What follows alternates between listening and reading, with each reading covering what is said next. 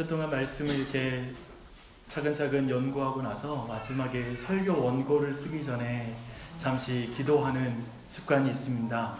사실 이제 막 머리에는 지식이 있고 또 막 본문에 대한 해석을 다 해놨으니까 이제 그걸 원고로 만들 때 되게 흥분되기도 하고요. 또 기대가 되기도 합니다. 근데 그때 설교자로서 그냥 한 가지에 집중해서 이렇게 기도를 드립니다. 주님, 본문이 말하는 것을 분명하게 옮길 수 있도록 도와주시옵소서, 성령 하나님 역사해 주시옵소서 라고 이렇게 기도하며 말씀을 쓰기 시작합니다. 그런 의미에서 저는 설교자를 듣는 자에게도 동일한 믿음의 기도가 필요하다고 생각합니다. 주님, 성경 말씀을 바르게 듣게 해주시고 성경이 말하는 걸 들을 수 있도록 도와주시옵소서. 그리고 그 말씀을 분명하게 듣고 순종하게 해주시옵소서. 아마 이 기도가 설교자를 듣는 자의 믿음이요 또한 그러한 중심으로 태도로 들어야 되는 줄 믿습니다. 저 안에 사랑하는 여러분, 그럴 때에만 우리는 주님의 말씀이 영광을 받는 교회가 될 수 있습니다. 영화로워지는 경험을 하게 되죠. 그래서 우리 모두 마음 가운데 말씀이 달콤하게 와닿고 말씀이 너무나 아름답게 우리 안에 회복되기 시작합니다. 그 은혜가 우리 모두에게 있기를 간절히 바랍니다. 오늘 본문과 관련된 역사 이야기는 지난주에 살폈던 열왕기상 3장의 말씀이 오늘 잠언서 1장과 이렇게 연결되어 있습니다. 솔로몬은 하나님의 나라인 이스라엘의 왕으로서 참된 이스라엘의 왕이신 하나님께 그 백성을 잘 다스리게 해달라고 하나님께 기도합니다. 근데 하나님이 그 기도를 어떻게 생각하시죠? 너무나 기뻐하셨다라고 지난주에 살펴봤습니다. 네, 그리고 기뻐하시고 나서 그 기도에 응답해 주세요. 그게 열왕기상 4장 29절로 33절에 기록되어 있습니다. 저희 교회는 설교 노트를 보시면서 쭉 말씀을 보시면 돼요. 하나님이 솔로몬에게 지혜와 총명을 심히 많이 주시고 또 넓은 마음을 주시되 바닷가에 모래같이 하시니 솔로몬의 지혜가 동쪽 모든 사람의 지혜와 애굽의 모든 사람의 지혜보다 뛰어난지라. 그가 잠언 3,000가지를 말하였고 그의 노래는 1,005편이며 그가 또 초목에 대하여 말하되 레바논의 백항목으로부터 담에는 우슬초까지 하고 그가 또 짐승과 새와 기어다니는 것과 물고기에 대하여 말한지라.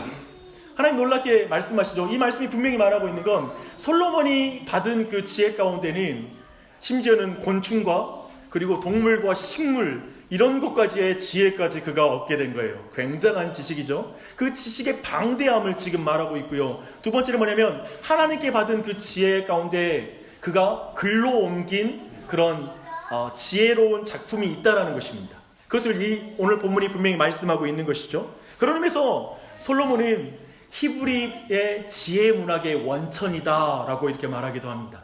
여러분, 성경에 보면 지혜 문학이라는 장르로 구별되는 지혜서라는 그 성경책이 있습니다.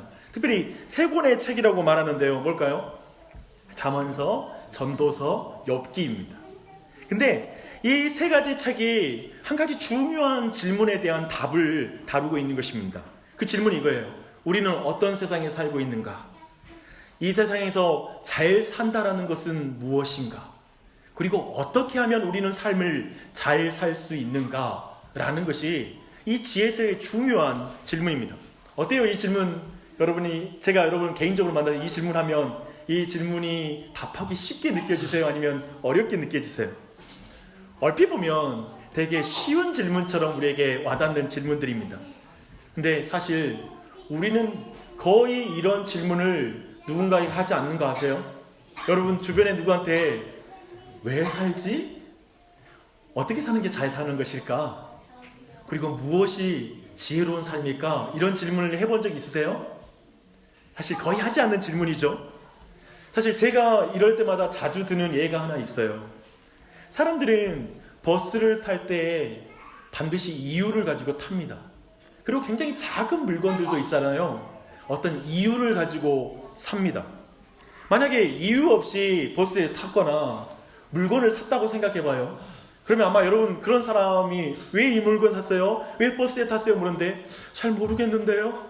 이유가 없는데요? 라고 한다면 여러분은 어떻게 생각하시겠습니까? 아마도 미쳤거나 미친 것이라고 생각할 것입니다.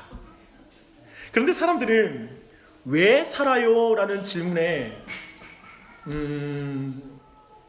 그냥 뭐 살지, 그냥 태어났으니까 살지, 또 다른 표현은 죽지 못해 살지 라는 표현이 많은 것 같습니다.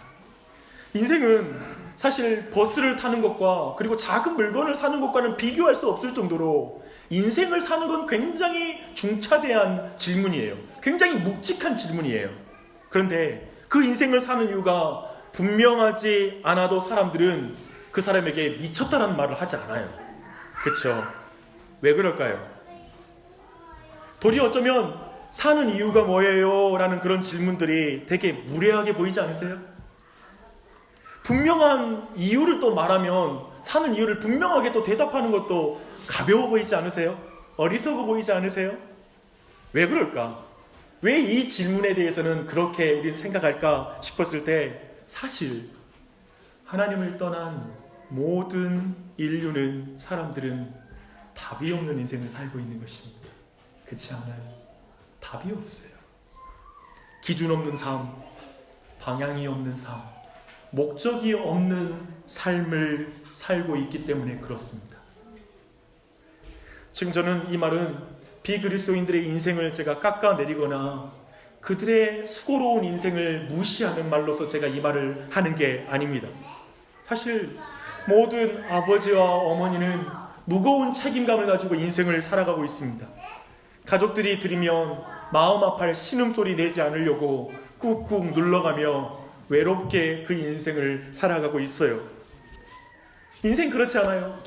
시간이 갈수록 구멍난 계획을 안고 인생을 걸어가야 돼요.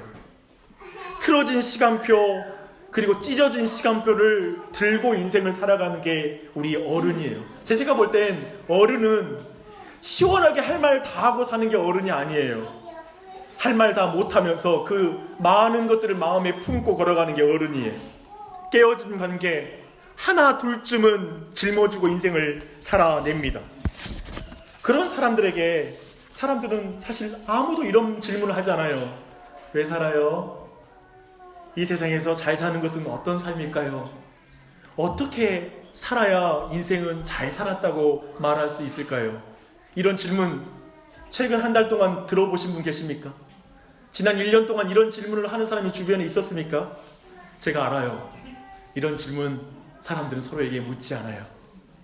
그런데 성경은 지금 이 질문을 하는 거예요. 성경의 관심이 여기 있고 잠언서는 마치 이런 거예요. 젊고 멋진 선생님처럼 답하는 게 잠언서고요. 전도서는 현명한 중년의 비평가가 인생에 대한 답을 하는 게 전도서의 분위기예요. 그리고 욥기는 인생의 모든 풍파를 거친 한 노인이 인생에 대한 답을 말하는 게 욥기예요. 너무나 많은 사람이, 제가 오늘 이 서론적인 이야기를 길게 하는 이유가 있거든요. 이 지혜서에 대해서 다루는 이유. 왜냐하면 너무나 많은 사람이 왜 사는지, 무엇이 잘 사는 것인지, 어떻게 잘 살 수 있는지에 대한 질문을 듣지 않았기 때문에 그래요. 저는 대학교 때 서울에 올라가서 한 교회에 갔어요. 근데 그 교회에 가서 이제 리더가 되겠다고 이제 제가 자원을 내서 인터뷰를 하는데, 이제 그 목사님하고 대화를 하는데 결국 어떤 질문을 나한테 했냐면, 용주야 너 계속 그렇게 살래? 그러는 거예요. 너 계속 그렇게 살래? 되게 사실은 자기네 자존심 상하는 그런 그 말이기도 했어요. 근데 갑자기 내 마음이 울컥하는 거예요. 왜 그랬냐면 생각해보니까 나의 주변에 나에게 따끔하게 충고해준 사람 별로 없었어요. 그리고 진짜 나를 아껴주는 말로 너 그렇게 살래? 라는 말을 해주는 사람이 주변에 거의 없었어요. 근데 그 말이 너무나 나에 대한 관심으로 들리는 거예요. 그런 의미에서 볼 때 오늘 이 질문은 아마도 우리 모두에게 위로가 됐으면 좋겠어요. 왜 살까? 무엇이 잘 사는 삶일까? 어떻게 살아야 잘 사는 것일까? 이런 질문은 어쩌면 우리 모두에게 위로가 될 수 있습니다. 또한 이 시대는 어쩌면 그렇게 답을 찾고 그런 답을 찾고 있지 않는 시대이기 때문에 우리 모두가 이 질문을 다시 한번 들어야 된다고 믿습니다. 근데 이제 자면은 이렇게 시작해요. 다윗의 아들 이스라엘 왕 솔로몬의 잠언이라. 우리는 여기에서 잠언이라는 게 일반적인 문학의 한 장르, 한 용어라는 걸 이해할 필요가 있습니다. 예를 들면 이것을 간단하게 뜻을 풀이하면 잠언이란 사람들에게 훈계하기 위한 짧은 말들, 이것을 우리가 잠언이라고 말할 수 있을 텐데요. 아마도 이것은 우리가 잘 알고 있는 속담도 여기에 해당할 거예요. 배치장도 맞들면 낫다. 그리고 사공이 많으면 배가 산으로 간다.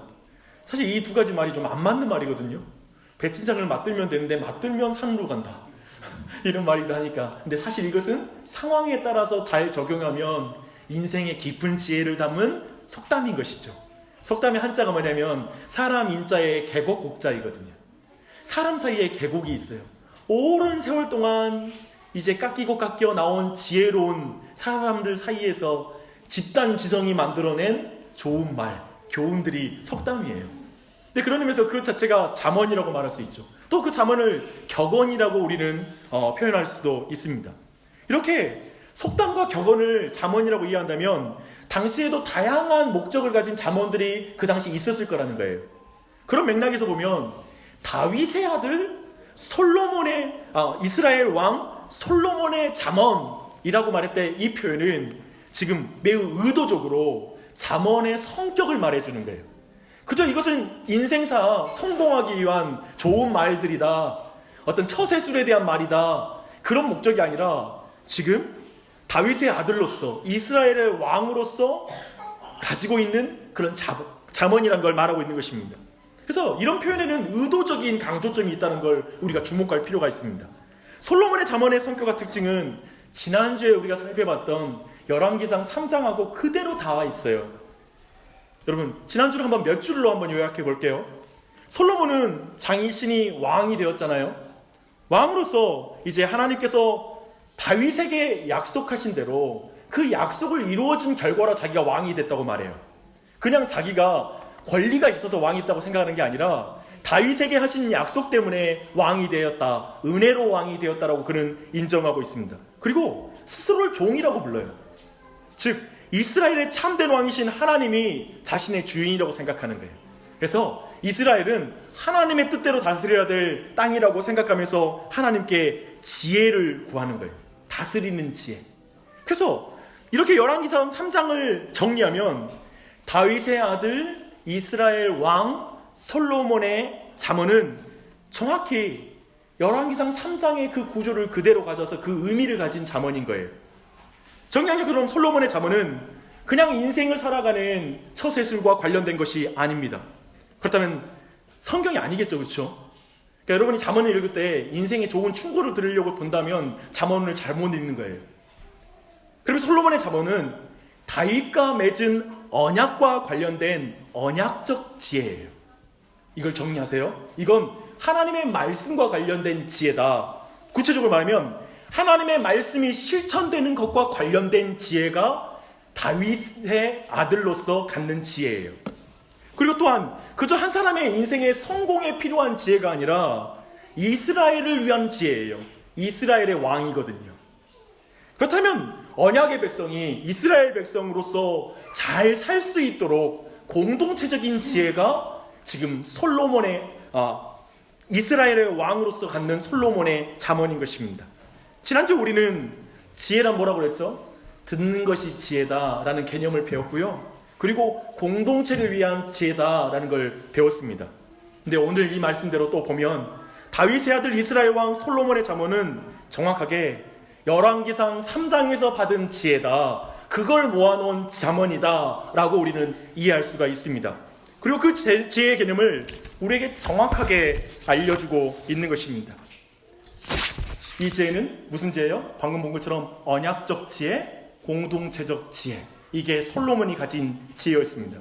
근데 이 지혜를 출애굽기 28장으로 살펴보면 훨씬 수월하게 이해할 수가 있어요. 28장이 어떤 장면이냐면 이제 모세에게 제사장들의 옷을 만들라고 하는 그 명령이 주어지는 장면이에요. 그때 3절에서 이렇게 말합니다. 너는 무릇 마음에 지혜 있는 모든 자, 곧 내가 지혜로운 영으로 세운 자들에게 말하여 아론의 옷을 지어 그를 거룩하게 하여 내게 제사장 직분을 행하게 하라. 제사장의 옷을 지을 때 하나님이 명령하신 일을 순종하기 위해 지혜를 주신다고요. 이해되시죠? 그게 지혜예요. 하나님의 말씀대로 행하게 하기 위해서 필요한 것, 그게 지혜라는 것입니다. 그래서 하나님의 지혜는 철저하게 하나님의 명령을 수행하는 것과 관련이 있는 기술과 관련이 있는 지혜예요. 참된 지혜는 그래서 하나님의 말씀을 능숙하게 지키기 위해 필요한 기술이 바로 지혜인 것입니다. 그래서 우리가 지혜를 구할 때 이걸 구해야 되는 것이죠. 근데 여기서 좀 더 여러분 조금 어려울 수 있죠. 네, 차분 더 우리 한번 조금만 여러분 집중해서 힘내보십시다. 여기서 좀 더 지혜에 대한 정의를 분명하게 할 필요가 있습니다. 그래서 좀 더 말씀으로 들어가 볼게요. 많은 사람이 사실은 지혜를 지식이라고 생각해요. 그리고 어떤 정신적인 행위를 지혜라고 생각해요. 그래서 우리가 보통 구할 때 지혜를 주십시오 라고 말하는 건 행함보다는 훨씬 더 지식적으로 우리가 판단력이 커진다라는 이런 식으로 우리가 지혜를 생각합니다. 근데 출애굽기 35장 30절에 보니까요, 이제 성막을 지을 때 하나님께서 부살렐과 오홀리압이라는 사람을 불러요. 그때 그들에게 하는 말씀이에요. 하나님의 영을 그에게 충만하게 하여 지혜와 총명과 지식으로 여러 가지 일을 하게 하셨다. 그리고 지혜를 주셔서 정교한 기술을 고안하고 정교한 일을 하게 하셨다라고 말하고 있습니다. 그래서 지혜, 히브리어로 호크마, 이 지혜는 단순한 지식이 아니라 목수와 석공과 같이 숙련된 장인들을 묘사할 때 지혜로운 자, 지혜 있다라고 표현하는 거예요. 그렇다면 잠언이 말하는 개념은 굉장히 선명해지기 시작하죠. 조금씩. 지혜는 하나님의 언약을 받아들이고 그 하나님의 말씀을 내 일상생활에서 정교하고 예리하게 그리고 매우 실질적으로 적용하기 위해서 필요한 것, 그 기술, 그게 지혜인 것입니다. 그렇게 선한 삶을 위해서 숙련되도록 노력한다면 그게 호크마예요. 그게 지혜예요. 하지만 성경의 지혜는 그 이상으로 실제로 살아있는 행동까지도 지혜라고 말하는 거예요. 지혜는 그래서 어떤 기술과 응용 지식에 해당하는 게 바로 지혜의 개념이다라고 이해할 수 있는 것입니다. 이렇게 말하면 오늘날에 교회와 신자들에게 정말 필요한 것이 무엇인지 분명해집니다. 우리에게 필요한 지혜는 뭡니까? 다윗의 아들 이스라엘 왕 솔로몬의 잠언이 우리에게 필요해요. 그냥 잠언 말고요, 스티브 잡스가 말하는 잠언도 있거든요. 그리고 모든 여러 종교와 철학자들이 말하는 잠언이 있거든요. 굉장히 매력적이에요. 그리고 그들의 말이 틀린 게 아니에요. 타당한 말들이 너무 많아요. 그것도 필요할 거예요. 근데 지금 우리에게, 교회와 그리스도인들에게 이 시대에 필요한 건 다윗의 아들 이스라엘 왕 솔로몬의 지혜가 필요한 거예요. 우리의 신앙과 지식이 그저 정신적인 행위에 머무는 경우가 얼마나 많이 있습니까? 그저 심리적으로 믿고 그저 생각 가운데만 믿는 듯한 신앙생활 말입니다. 세상이 교회와 신자들에게 하는 말이 있잖아요. 아유, 그리스도인들 교회 말만 잘하고 말하는 대로 살지 못하는 그런 사람들이야. 믿는 것만 잘하지 행함은 없어 라고 하는 말을 얼마나 많이 듣습니까? 그 말을 들을 때 아프죠. 동시에 또한 그렇게 알지만 살지 못함으로 그 믿음의 현실 가운데 고통받는 사람은 사실 그리스도인들이 가장 마음이 아픕니다. 자신의 삶을 보면 그렇거든요. 우리에게 필요한 게 뭡니까? 우리 그리스도인들에게 필요한 게 뭡니까? 우리에게 필요한 것은 목수와 석공처럼 말씀을 자신의 일상생활에서 정교하게, 적합하게, 매우 타당하게, 실질적으로, 구체적으로 그 말씀을 적용할 수 있는 지혜가 필요한 거예요. 너무 필요하지 않아요? 저는 저만 필요한 것 같은 느낌. 목사가 설교 잘할 수 있어요. 그냥 설교 잘하는 것에 속지 마세요. 저도 칭찬받으면 참 좋아요. 근데 제 안에 이 지식이 있어요. 뭐냐면 설교 잘하는 것으로 목사 평가 안 받는다는 거 알아요. 성도들이 말씀에 대해서 잘 설명할 수 있어요. 지식이 풍성하면 말 잘해요. 그리고 그 사람이 대단히 믿음이 있는 것처럼 보일 수 있어요. 그러나 그렇게 말을 잘해도 지혜가 없을 수 있어요. 지식은 많으나 지혜가 없을 수 있어요. 교회가 어떻게 운영되는지 지식은 많으나 지혜롭게 교회를 섬기지 못할 수 있어요. 여기서 분명하게 정리할 것이 있습니다. 지식이 없는 지혜는 없어요. 그러나 지혜가 없는 지식은 가능해요. 그런 의미에서 우리 모두가 이 시대에 뭘 구해야 될지 분명하게 깨달아야 됩니다. 지혜 없는 지식을 사실 죽은 지식이라고 말할 수 있어요. 즉 행함이 없는 지식이니까요. 그렇게 솔로몬은 우리에게 무엇이 좋은 삶이냐, 어떻게 사는 것이 잘 사는 것이지 라는 그 질문에 대해서 솔로몬의 잠언은 분명히 이렇게 말하고 있어요. 하나님의 언약을 받아들이고 그 언약을 따라 사는 것이 좋은 삶이고 잘 사는 것이다. 말씀 따라가는 게, 말씀대로 살아가는 게, 말씀만 아는 게 아니라 말씀을 살아내는 게 지혜로운 삶이다. 그것이 지혜로운 삶이요, 공의로운 삶이요, 정의로운 삶이요, 정직한 삶이다. 그것이 잘 사는 것이다. 그것이 잘 사는 것이다. 우리에게 필요한 것은 종교가 아니라 지혜입니다. 지식이 더 많아야지 내가 변화될 것 같은 그 마음이 아니라, 몰라서가 아니라 지혜가 없어서 못 사는 것입니다. 잠언이 말하는 지혜로운 삶에 여러분 동의되세요? 잠언이 말하는 좋은 삶이 좀 와닿으세요? 좀 뻔한 대답이었죠. 잘 산다라는 거. 말씀대로 사세요. 누가 모르나요? 마치 물처럼 무색무취한 대답이었던 것 같고요. 무의미하게 느껴질 수 있을 것입니다. 너무 교과서적인 답을 주고 있잖아요. 잠언 특징이 교과서적인 답변이에요. 아까 말했잖아요. 젊고 매우 스마트한 그 여성이 말하는 인생에 대한 답이에요. 그러니까 1 더하기 1은 2야 라는 말하는 식이죠. 근데 이젠 전도서와 그리고 이제 욥기로 가면 1 더하기 1이 1이 안 되는 문제에 이제 대한 답을 해주고 있어요. 그래서 이거 다 읽어야 돼요. 그래야지 깊이가 생겨요. 근데 여하튼 방금 제가 말했던 이 답변은 아마도 여기 있는 대부분에게 뭐 교회니까 목사니까 또 당연한 말씀하시네요 라는 이런 이해로 여러분에게 와닿을 것입니다. 사실 우리는 이렇게 하나님의 말씀을 따라야 좋은 삶이고 지혜로운 삶이라는 이 말에 대해서 알고 있습니다. 뭐가 인생은 더 멋지고 아름다운 삶이 있다고 우리는 생각하고 있습니까? 생각해보면 그런데 우리가 이런 쉬운 답에 대해서는 충분히 알고 있지만 우리 모두 각자 뭔가 다른 인생의 아름다움을 쫙 찾고 있잖아요.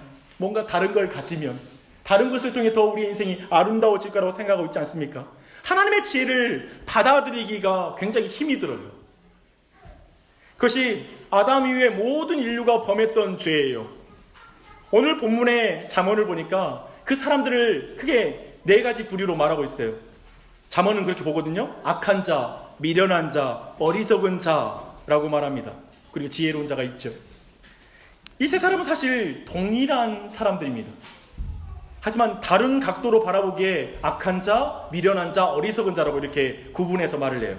간단하게 말씀드릴게요. 미련한 자는 어떤 사람입니까? 미련한 자는 하나님이 하신 좋은 삶과 지혜로운 삶이 미련하다고 생각하는 사람이 미련한 사람이에요. 하나님의 말씀대로 사는 게 미련하다고 생각해요. 그 사람이 미련한 사람이에요. 하나님의 지혜와 훈계를 싫어하는 사람이라고 성경은 말하고 있습니다.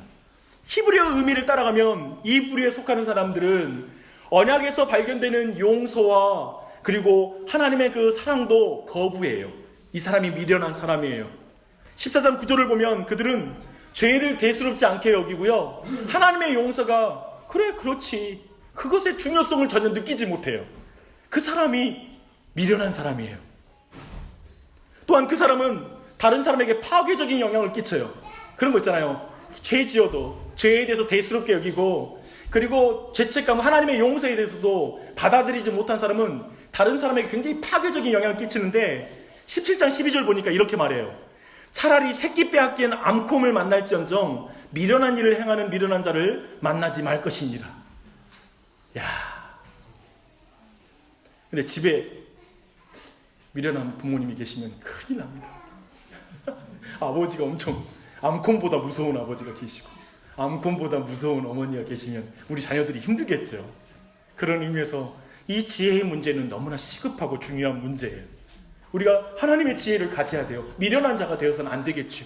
악한 자는 누구죠? 악한 자는 미련한 자와 동일한 사람이에요. 근데 바라보는 관점에 있어서 하나님의 분명한 뜻과 언약을 반대하는 자로서 악한 자라고 표현하고 있습니다. 그 사람은 하나님의 말씀은 인생의 기준이 될 수 있다고 생각하지 않아요. 그리고 인간의 자유를 옥죄는 것이 말씀이라고 생각해요. 그렇게 말하는 경향이 있어요. 그가 악한 자예요. 그리고 어리석은 자가 나와요. 이 어리석은 자는 지혜나 미련함을 확고하게 고수하지 않는 사람이에요. 무슨 말입니까? 이 사람은 밖에 나가서 교회에 있을 때는 교회 말도 잘 들어요. 지혜로운 말도 잘 들어요. 하지만 또 밖에 나가서 또 세상의 말도 잘 들어요. 깊이 동의해요. 그래서 14장 15절은 이렇게 말합니다. 어리석은 자는 온갖 말을 믿으나 슬기로운 자는 자기의 행동을 삼가느니라. 어리석은 자는 지혜를 들어요. 하지만 그 지혜 속에 필요한 훈련은 안 해요. 말씀은 잘 들어요. 말씀은 적용하진 않아요. 그 말씀을 지키려고 힘쓰진 않아요. 말씀을 연구하진 않아요. 말씀을 따르려고 기도하진 않아요. 그게 어리석은 자예요. 아마도 이 자리에 우리는 이 세 부류 중에 하나에 속할 수 있을 것입니다. 우리가 사는 세상에서 매일 어떤 사람을 만납니까? 미련한 자, 악한 자, 어리석은 자, 스스로 자신의 기준이 되어서 하나님의 말씀을 멸시하는 사람을 우리는 만나고 있지 않습니까? 그저 잘 사는 삶을 추구하는 사람들 많아요. 인생을 의미 있게 살고 싶어하는 사람들 많아요. 하지만 그 기준이 자신이에요. 하나님이 아니고 하나님의 말씀이 아니에요. 그들의 미련함은 철저하게 하나님의 언약의 말씀, 하나님의 지혜와 훈계를 듣지 않는 면에서 미련한 것이고 악한 것이고 어리석은 것입니다. 저는 결코 비그리스도인과 하나님을 알지 못하는 사람들이 그들이 뇌를 빼놓고 살거나 그들에게는 IQ가 떨어지거나 그리고 그들의 인생의 계산을 하지 않는다는 말이 아니에요. 하나님과 관련해서는 하나님의 말씀의 기준을 떠난 면에서 그들은 어리석고 악하고 그리고 미련하다는 의미를 말하는 것입니다. 사랑하는 여러분, 세상 사람도 너무나 유려한 말로 인생관을 말해요. 그들의 멋진 말도 얼마나 아름답고 그들의 매력적인 인생관을 들어보십시오. 인생의 의미에 대한 저마다의 기준이 있습니다. 그리고 그들은 우리에게 그렇게 인생을 살라고 그래요. TV를 켜보세요.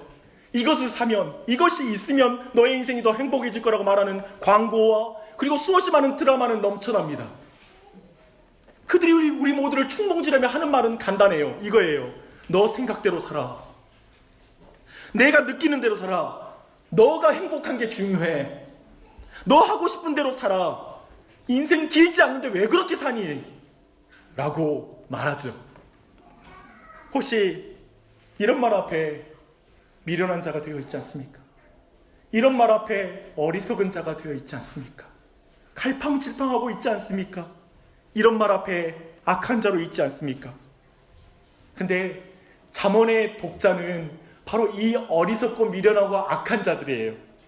그들에게를 지혜로 돌이키기 위해서 지금 이 잠언을 주고 있다라고 지금 말하고 있어요. 그래서 혹시 내가 참 지혜롭지 못하구나, 나 어리석구나, 미련하구나, 내가 바로 그 악한 자입니다라고 생각하는 사람 또한 소망이 있습니다. 지금 그 지혜를 다시 주님께서 말씀하고 있기 때문에 그렇습니다. 계속 보십시다. 잠언은 여호와를 경외하는 것이 지식의 기초다, 근본이다라고 말하고 있습니다. 여호와를 경외하는 것, 이게 잘 사는 것입니다. 잘 사는 삶의 비결, 지혜로운 삶의 비결이 여호와를 경외하는 것입니다. 무엇을 잘 사는지, 어떻게 살아야 잘 사는 건지 그 답의 출발이 여호와를 경외하는 것입니다. 놀랍게 잠언은 그냥 하나님을 경외하는 것이 지혜의 근본이라고 말하지 않아요. 매우 의도적으로 여호와를 경외하는 것이 지식의 근본이다라고 말하고 있습니다. 근데 이 여호와라는 이 이름이 중요한 거예요. 이 이름은 있잖아요. 하나님이 모세를 애굽 땅에 보낼 때 그 백성을 구원하시겠다고 약속하실 때 주신 언약의 이름이에요. 즉 하나님의 말씀을, 하나님의 약속을 맺으시고 약속을 지키는 이름, 그게 여호와예요. 지금 의도적으로 그 여호와를 경외하라고, 그것이 지식의 근본이라고 지금 말하고 있는 것입니다. 약속하시고 약속을 반드시 지키시는 하나님, 그 여호와를 경외하라. 그게 지식의 근본이다. 세상 사람이 뭐라고 말할지 모르지만, 내가 하나님의 말씀에 순종하면 어떤 손해를 입을지 나는 모르지만, 나는 약속하셨고 그 약속을 지키기 위해서 그분의 독생자 예수 그리스도를 보내주시는, 그렇게 신실하게 약속을 지키시는 하나님을 경외할 거야. 그 사람이 지혜로운 사람이라고 성경은 말하는 것입니다. 하나님을 두려워하지도 않고 담대하게 하나님의 말씀을 거역하는 사람들 속에서 우리가 하나님을 경외한다는 것, 그것은 어떤 삶입니까? 어렵지요. 그러나 그 삶은 불행한 삶이 아닙니다. 우리를 옥죄는 삶이 될까요? 아니요. 우리를 자유로 인도하는 삶이 될 것입니다. 잘 보십시오. 여호와를 경외하는 것은 우리가 먼저 약속을 지킨 것이 아니라 우리를 먼저 약속을 지키신 하나님을 경외하라는 말이에요. 복음이죠. 지금 잠언이 말하는 지혜는 한마디로 하나님의 말씀을 행하는 하나님의 백성으로 회복되라는 말씀인데, 그건 너가 지켜서 회복할 수 있는 나라가 아니라 내가 먼저 약속을 지키는 자인 것을 너가 경외하라 라는 복음인 것입니다. 하나님의 행하신 것에 감격하며 하나님의 말씀을 행하는 지혜를 말하는 잠언은 지금 우리 모두에게 지금 이렇게 외치고 있는 거예요. 여호와를 경외하십시오. 기준이 없는 세상에서 당신이 기준이 되어 살아가는 것이 당신을 행복하게 만드는 것이 아닙니다. 당신을 자유하게 하지 못할 것입니다. 당신이 가진 이성, 감정, 지식, 소유, 물질 모든 것에 기초가 없을 때 당신은 시간이 갈수록 그 인생을 지속할수록 깊은 공허함에 시달리게 될 것입니다. 그리고 마지막 날 당신이 운명이 닿는 날에 의미 없다라고 외치게 될 것입니다. 약속을 지키시는 여호와를 경외하십시오. 하나님을 경외하는 것은 그분의 말씀을 당신의 구체적인 삶에 적용하는 것입니다. 하나님을 경외하는 것이 당신의 삶을 말씀으로 디자인하고 말씀으로 꾸며나가겠다는 그것이 바로 하나님을 경외하는 것을 기초하고 있습니다. 하나님의 말씀이 지식으로 머물지 않고 당신의 구체적인 삶에 행해질 때 당신은 에덴의 기쁨을 맛보게 될 것입니다. 당신의 가정은 하나님 나라에 있고 교회가 하나님 나라가 될 것입니다. 이렇게 말하는 것입니다. 그게 좋은 삶이다. 그게 지혜롭다고 말하는 것입니다. 그렇기 때문에 잠언은 처세술이나 좋은 인생관이 아닌 거예요. 그렇게 다룰 수가 없어요. 일반적인 경우가 속담과는 다른 거예요. 솔로몬의 잠언은 하나님을 경외하는 것을 기초로 하고 있습니다. 하나님을 경외하는 것은 단순히 세상이 성공하는 차원이 아니라 하나님 나라의 회복과 에덴의 맛을 맛보게 하는 보상을 줘요. 여러분, 인생 성공하면 얼마나 그 맛이 좋은지 몰라요. 힘겹게 살다가 집 한 채 사는 것도 얼마나 우리를 기쁘게 합니까? 입맛 돌게 하죠. 근데 지금 솔로몬이 말하는 지혜는 우리에게 천국의 기쁨을 맛보게 하는 것, 그 목적에 가진 지혜인 것입니다. 하나님의 뜻을 따라 사는 인생은 행복합니다. 그 인생은 유익을 줍니다. 그리고 잠언은 하나님의 뜻을 따라 사는 삶에 우연히 나타나는 것이 아니라는 걸 분명히 말하고 있습니다. 그래서 우리는 그렇게 살려고 애써야 되고요, 그런 삶을 연구해야 돼요. 그리고 그걸 추구해야 되고요, 스스로 훈련해야 된다라고 잠언은 말하고 있습니다. 그렇게 하고 있습니까? 하나님의 말씀을 연구하고 추구하고 스스로 훈련해야 됩니다. 부지런히 말씀을 살아내려고 애써야 합니다. 그런데 우리는 알고 있습니다. 이걸 살아낼 실력이 우리에 없다는 걸 아는 거예요. 지금 모두가 이런 말을 들을 때 근데 내가 안 된단 말입니다 라는 말이 내 마음에 있는 거예요. 그래서 잠언은 이렇게 말해요. 여호와를 경외하는 것이 지식의 근본이라. 하나님의 행하심을 경외하는 자가 진짜 지혜로운 사람이다 라고 말합니다. 아마도 이 말에 대해서 이렇게 말하고 싶은 분 계실 것입니다. 아니, 말씀대로 사는 것이 좋은 것을 누가 모릅니까, 목사님? 저도 그렇게 살고 싶은데 안 돼서 그렇죠. 노력해도 안 돼서 이제 포기하고 싶은 마음뿐입니다. 이제 더 이상 노력할 마음도 생기지가 않습니다. 그냥 요즘은 그냥 내 감정 시키는 대로 살고 있어요. 그냥 내 육체가 끌어가는 대로 그냥 그렇게 끌려가고 있어요. 맞아요. 우리는 알지만 안 되는 것 때문에 신앙이 힘듭니다. 그렇게 성경은 지금 여호와 하나님을 경외하라는 거예요. 야, 네가 약속 못 지키지. 약속을 맺으시고 약속을 지키는 여호와를 경외하라. 그래야 너에게 힘이 생긴단다. 그 하나님을 믿지 않으면 너의 힘으로는 너의 약속을 지킬 너 힘이, 너의 지혜가 너에게 생기는 게 아니란다. 약속을 지키는 하나님이 곧 너의 지혜다.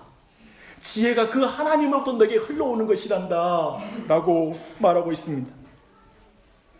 잠언은 좀 더 근본적인 부분에서 우리의 침체와 회복을 지금 분명하게 말하고 있는 것입니다. 우리의 삶을 돌아보십시오. 오늘날 그리스도인들의 침체는 어디에서 올까요? 기독교인들이 처음에는 은혜로 신앙에 들어왔다가 결국 큐티나 새벽기도, 공동체와 함께하는 기도생활, 헌금생활 등 수많은 신앙 실천이 부족하기 때문에 내가 여기에 있다고 생각해요. 한번 보세요. 내가 뭐 못했고 어떤 의무를 수행하지 않아서 내 신앙이 지금 안 돼. 늘 하나님께 미안하고 죄송해 라는 마음으로 대부분 앉아 있어요. 근데 그게 먼저가 아니라 여호와를 경외함이 없음으로 말미암아 우리의 신앙이 침체되는 것입니다. 약속을 지키시는 하나님, 그 여호와 하나님, 그 신실한 하나님을 내가 믿지 못해서 신앙이 침체로 들어가는 거예요. 약속을 맺으시고 신실하게 지키시는 언약의 하나님, 예수님의 공로를 경외하지 않고 모든 것이 나의 공로가 될 때 우리의 신앙은 힘들어지는 무거운 짐이 되는 거예요. 우리의 모든 신앙이 율법이 됐을 때, 그저 종교생활이 됐을 때 우리의 신앙은 더욱더 공고함 가운데 들어가는 것입니다. 우리에게 여호와를 경외함이 없다면 결국 그래서 신앙은 자포자기로 갑니다. 신앙생활 한번 보십시오. 알면 알수록 어려운 게 기독교 신앙 아닙니까? 느끼세요? 혹시 여기 동의하시는 분? 가정사역하는 사람이 자기 가정이 제일 안 된다고 느껴요. 목사가 더 못 살아요. 이해하는 깊이만큼 실패의 깊이를 맛보게 되고요. 이해하는 넓이만큼 안 되는 넓이가 커지는 게 기독교 신앙이에요. 성경 말씀을 깊이 있게 이해하면 이해할수록 지키지 못하는 내가 더 드러나요. 그래서 많은 사람들은 더 아는 게 필요 없습니다. 단순히 그냥 한 가지만 알려주고 좀 쉬운 것만 알려주세요. 어쩌면 그러니까 어떤 피상적인 한 가지만 붙잡고 싶어질 거예요. 우리가 느끼는 수많은 지식이 우리에게 죄책감을 만들기 때문에 그렇습니다. 그래서 오늘날 기독교를 잘 보십시오. 결국에는 그냥 조금만 알고 싶어요. 깊이 많은 걸 알고 싶지 않아져요. 그래서 깊은 의미를 이해하는 것이 많은 사람에게 거부감이 느껴져요. 그래서 성경을 매우 예리하게 깊이 풀어가면 순간 당황스러워서 그 말씀을 듣기 싫어지는 경향이 생겨요. 거기 안에 내가 다 드러나니까. 그러나 그 모든 것은 여호와를 경외함이 없기 때문에 생기는 거라는 걸 기억하십시오. 하나님의 은혜를 붙잡지 않는 거예요. 하나님의 행하시는 것을 믿지 못하는 거예요. 그렇기 때문에 그 깊은 침체가 오는 거예요. 하나님의 말씀을 다 이루신 예수님을 믿고 경외하지 않으면 모든 기독교의 지식은 의무가 되고 무거운 짐만 되는 것입니다. 사실 그게 우리의 침체의 원인 아닙니까? 그 침체의 회복이 또한 거기에 있어요. 여호와를 경외하는 것.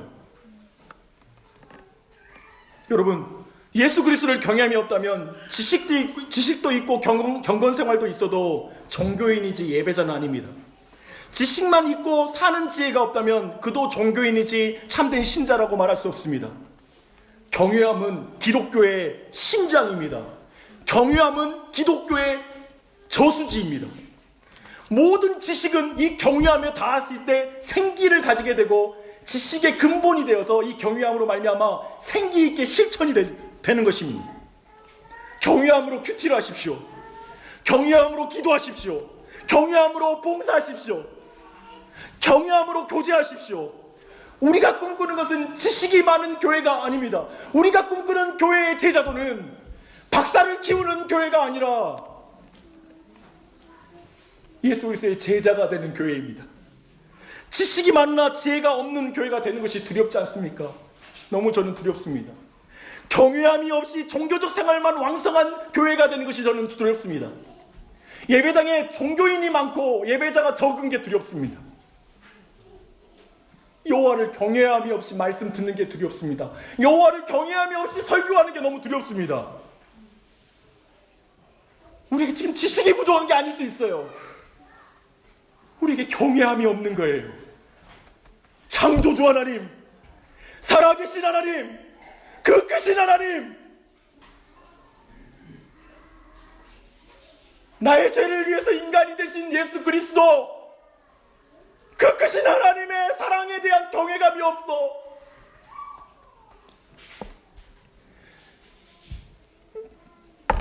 경외감이 없으니까 안 바뀌는 거예요. 제가 눈물을 흘리는 이유는 제가 그래요. 이 경외감을 내가 만들 수가 없어요. 근데 이 경외함이 없으면 신앙은 없어요. 하나님이 우리에게 복 많이 주셨지요. 좋은 가정 이뤘고 많은 지식을 주셨고 많은 걸 우리에게 선물해 주셨을 거예요. 얼마나 많은 복 받으셨어요. 경외함이 없으면 종교인인 거예요.